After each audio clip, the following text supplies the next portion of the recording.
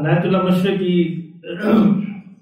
بر صغیر کے مشہور دانشور بھی ہیں، سیاستدان بھی ہیں اور میتھمیٹیشین تھے اصل میں. یہ پہلے بر صغیر کے پہلے مسلمان ہیں جنہوں نے پی ایچ ڈی کی تھی آکسفورڈ سے. بڑی شخصیت ہے. وہ لکھتے ہیں کہ میں جب آکسفورڈ میں پڑھ رہا تھا،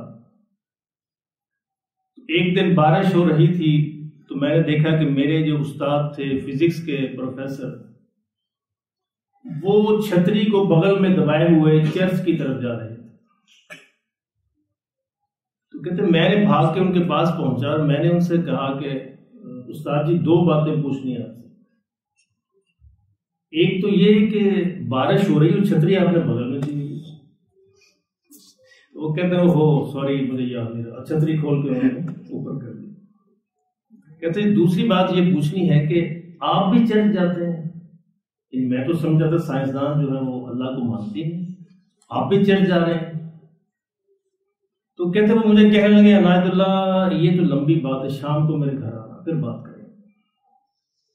کہتے شام کا انہوں نے مجھے ٹائم دے دیا اور میں شام کو ان کے گھر پہنچا. ان پہ چائے پہ ملاقات ہوئی.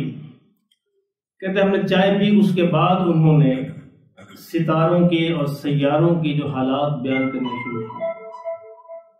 ستارے کیا ہیں، سیارے کیا ہیں، خلا کیا ہے، زمین کیا ہے، آسمان کیا ہے، سورج کیا ہے، چاند کیا ہے.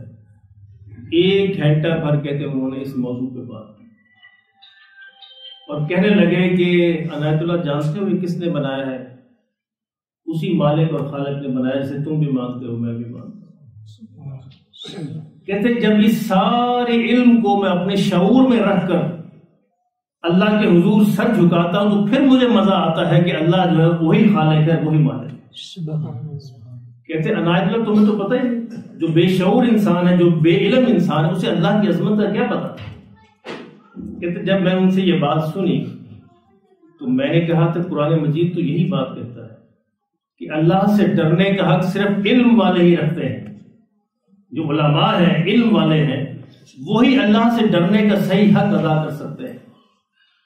کہتے جب انہوں نے یہ آیت سنی تو کہنے لگے کہ واقعی قرآن نے کہا ہے، واقعی قرآن نے کہا ہے. تو کہتے پھر میں گواہی دیتا ہوں کہ محمد اللہ کے رسول ہیں. کیوں کہ محمد یہ بات کہہ نہیں سکتے، یہ تو آج ہمیں پتہ چل رہی ہے سائنس کے اس دور میں.